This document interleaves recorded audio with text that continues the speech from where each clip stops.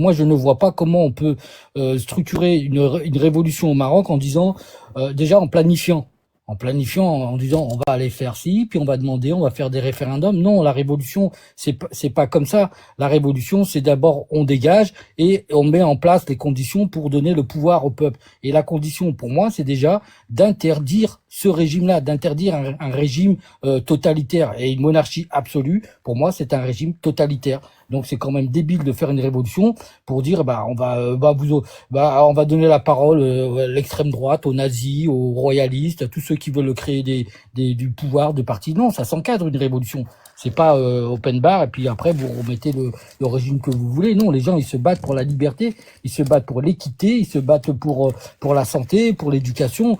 Voilà, donc ensuite il y aura des partis politiques qui proposeront leur programme et c'est ça le débat démocratique, le débat politique. D'autres adhéreront à tel parti ou tel parti, mais en tout cas ça doit être quand même encadré. C'est pas on va remettre moi je vois pas quel intérêt, c'est-à-dire de mettre un roi, à quoi il va servir ce roi? C'est ça le pire. Vous sortez d'une révolution, vous allez encore mettre des budgets, des financements pour encore financer une famille royale qui a déjà les précédentes ont ruiné le pays. On va leur faire quoi? On va faire à la monarchie à la belge.